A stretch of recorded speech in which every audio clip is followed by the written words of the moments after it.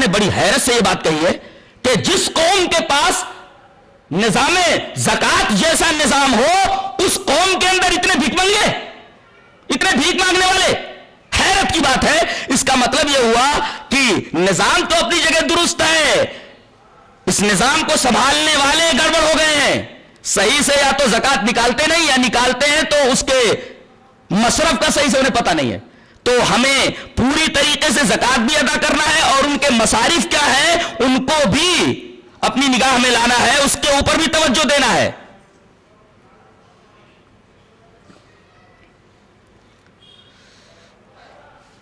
اللہ تبارک و تعالی نے ہمیشہ اقیموا الصلاۃ کے ساتھ وآتوا الزکات کہا ہے، نماز قائم کرو زکات دو۔ جیسے نماز جماعت کے ساتھ ہے ایسے ہی زکات بھی جماعت کے ساتھ ہے، دونوں ایک ساتھ اسی وجہ سے آئے ہیں کہ اجتماعی طور پر زکات ادا کی جائے۔ انفرادی طور پر اگر آپ کو خرچ کرنا ہے تو انفاق فی سبیل اللہ کیجئے، اپنی طرف سے اپنی جیب سے دیجئے، جو فرض نہیں ہے، یہ تو فرض ہے، یہ اجتماعی طور پر ادا ہوگی۔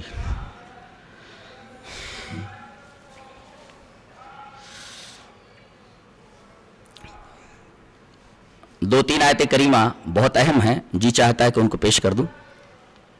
جو لوگ اللہ کی راہ میں مال خرچ کرتے ہیں ان کی فضیلت کیا ہے، اور جو لوگ خرچ نہیں کرتے قرآن کی آیت ان کے بارے میں وعید کیا سناتی ہے۔ پہلے دیکھیے کہ جو لوگ اللہ کی راہ میں خرچ کرتے ہیں ان کی فضیلت کیا ہے۔ اللہ یوں فرماتا ہے وَقَالَ اللَّهُ إِنِّي مَعَكُمْ، اللہ فرماتا ہے میں تمہارے ساتھ ہوں۔ اللہ اکبر، کیا بات ہے۔ وَقَالَ اللَّهُ إِنِّي مَعَكُمْ، کیوں؟ لَئِنْ أَقَمْتُمُ الصَّلَاةَ وَآتَيْتُمُ الزَّكَاةَ وَآمَنْتُمْ بِرُسُلِي وَعَزَّرْتُمُوهُمْ وَأَقْرَضْتُمُ اللَّهَ قَرْضًا حَسَنًا لَأُكَفِّرَنَّ عَنْكُمْ سَيِّئَاتِكُمْ وَلَأُدْخِلَنَّكُمْ جَنَّاتٍ تَجْرِي مِنْ تَحْتِهَا الْأَنْهَارُ۔ لیکن یہ سب جنت کے مشتاقوں کے لیے ہے نا، جن کا دل دنیا میں اٹک کر کے رہ گیا ان کے لیے یہ چیز نہیں ہے۔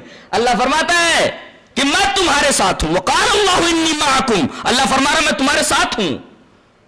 کس وجہ سے؟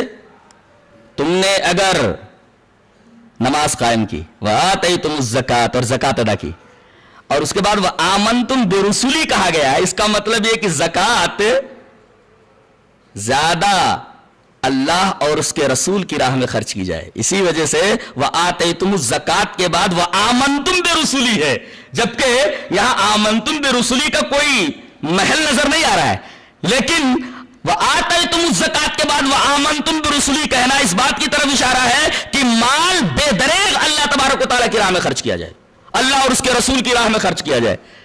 رسول جو مشن لے کر کے چلے تھے، جو تحریک لے کر کے چلے تھے، اب قیامت تک کوئی رسول آنے والا نہیں، اب یہ امت کا اجتماعی اور انفرادی فریضہ ہے کہ اس مشن کو آگے بڑھانے کے لیے زیادہ سے زیادہ مال خرچ کرے، اور اگر یہ اجتماعی پیمانے پر ہو تو اس کے فوائد اور زیادہ بڑھ جائیں گے۔ وَآتَيْتُمُ الزَّكَاةَ وَآمَنْتُمْ بِرُسُلِي وَعَزَّرْتُمُوهُمْ وَأَقْرَضْتُمُ اللَّهَ قَرْضًا حَسَنًا، اور جو آدمی اللہ کی راہ میں خرچ کرتا ہے وہ اللہ کو قرض دیتا ہے۔ اللہ اکبر۔ اور اللہ جب قرض لیتا ہے تو اس کو ادا کیسے کرے گا؟ ایک تو ادائیگی ضرور ہوگی، اور دوسرے اللہ جب ادا کرے گا تو کس طرح ادا کرے گا؟ اپنی شان کے مطابق ادا کرے گا۔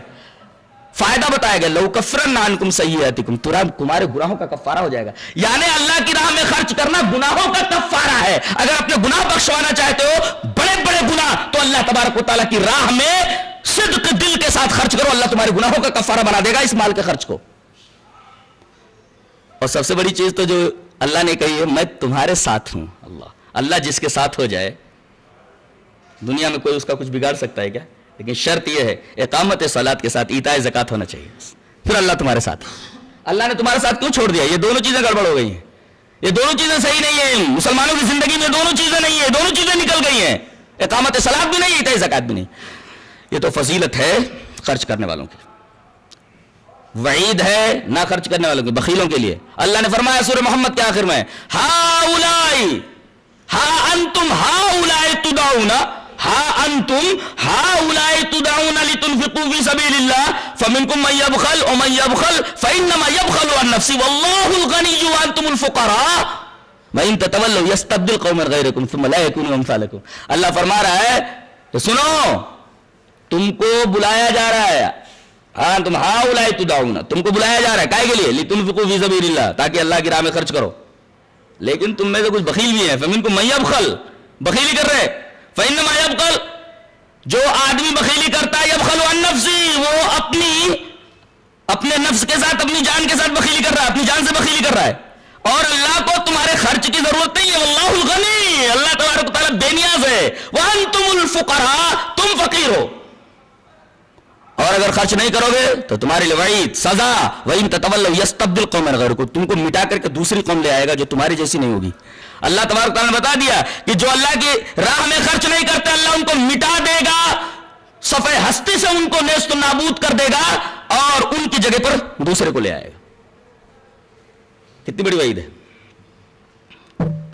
اور زکوٰۃ دینے میں، صدقہ کرنے میں ہمارے فائدہ ہے۔ ایک جگہ فائدہ بتایا گیا، خذ من اموالہم صدقۃ تطہرہم وتزکیہم بہا وصلی علیہم ان صلاتک سکن لہم۔ بڑی عجیب بات فرمائی گئی کہ آپ ان کے مالوں سے صدقہ لیجئے، زکوٰۃ لیجئے، اس سے ان کے دو فوائد، ایک تو ان کی روح صاف ہوگی۔ روح صاف ہوگی کیا مطلب؟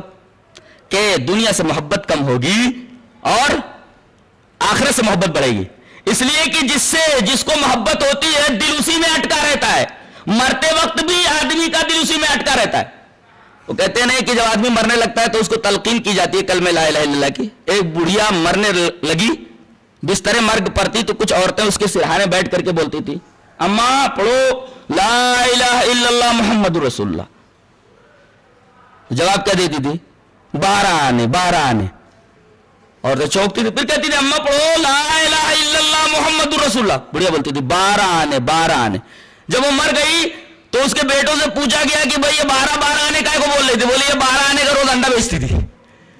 پوری توجہ اس کے انڈے کے اوپر تھی، تو دل جس میں لگا ہوا تھا مرتے وقت بھی پوری توجہ اسی کے اوپر تھی، انڈے کے اوپر تھی جو 12 آنے کا بیچتی تھی، 12 آنے بیچتی تھی۔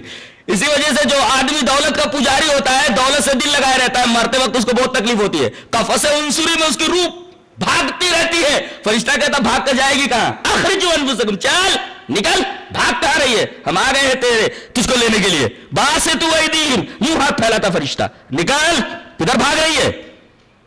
چل اپنے رب کی طرف۔ تو ایک تو دنیا سے محبت کم ہوتی ہے، مال سے محبت کم ہوتی ہے، اللہ اور اس کے رسول سے محبت بڑھتی ہے، اور دوسرے خرچ کرنا باعث سکون ہے۔ اس لیے کہ فرمایا کہ اللہ کے رسول کی دعا ہے ایسے لوگوں کے لیے جو اللہ کی راہ میں خرچ کرتے ہیں۔ فصلی علیہم، آپ ان کے لیے دعا کیجئے جو اپنے مالوں سے صدقہ کرتے ہیں، اس لیے کہ آپ کی دعا ان کے لیے باعث سکون ہے۔ ان صلاتک سکن لہم، گویا کہ اللہ کی راہ میں خرچ کرنے والوں کے لیے رسول کی دعا ہے اور رسول کی دعا ان کے لیے باعث سکون ہے۔ کہاں خرچ کیا جائے اس کے 8 مدات ہیں۔ انما الصدقات للفقراء والمساکین والعاملین علیہا والمؤلفۃ قلوبہم وفی الرقاب والغارمین وفی سبیل اللہ وابن السبیل، 8 مدات ہیں۔ اور سب سے پہلے 2 مد لائے گئے، اس لیے کہ بنیادیں یہی ہیں، بنیادی طور پر زکوٰۃ انہی کے لیے ہے، فقراء اور مساکین کے لیے۔ فقیر کسے بولتے ہیں؟ جس کے پاس کمائی کے ذرائع نہ ہوں، اس کے پاس کچھ بھی نہ ہو، وہ فقیر ہے۔ مسکین کسے بولتے ہیں؟ کمائی کا وسیلہ تو ہو، ذریعہ تو ہو، لیکن پورا نہ پڑتا ہو۔ آدمی کما رہا ہے لیکن صبح کا کھانا ملا تو شام کا نہیں، شام کا ملا تو صبح کو نہیں، ایسا آدمی مسکین ہے۔ اگر اس کے پاس کوئی روزی کا ذریعہ بھی ہے تو اسے مالدار نہ سمجھا جائے، یہ مسکین ہے۔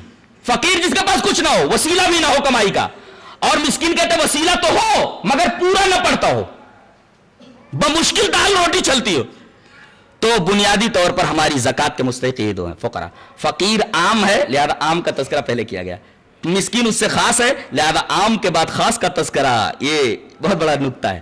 اچھا، بنیادی طور پر یہ 2 مستحق ہے زکوٰۃ کے، والعاملین علیہ تیسرے نمبر پہ، اس لیے کہ وصولنے والے یہی ہے نا، جو وصول کر کے زکوٰۃ لائیں گے وہ ان کو دیں گے، تو زکوٰۃ وصول کرنے والوں کو بھی تنخواہ دی جائے بیت المال میں سے۔ والمؤلفۃ قلوبہم، اب یہ جو چوتھا مد ہے، جو ابھی نئے مسلمان ہوئے یا جو اسلام سے قریب ہو رہے ہیں، ان کو اگر مال دیں گے تو یہ کام ایمان کے لیے ہو رہا ہے، اور ایمان مقدم ہے عمل کے اوپر، لہذا مؤلفۃ قلوبہم فطری طور پر ترتیب یہی ہونی چاہیے کہ اب مؤلفۃ قلوب ہونا چاہیے، اس لیے کہ اب ایمان کے لیے خرچ کرنا ہے، کہ تاکہ یہ ایمان کے دائرے میں آ جائے، اور ایمان کے دائرے میں آ گیا ہے تو ایمان کے اوپر جمع رہے۔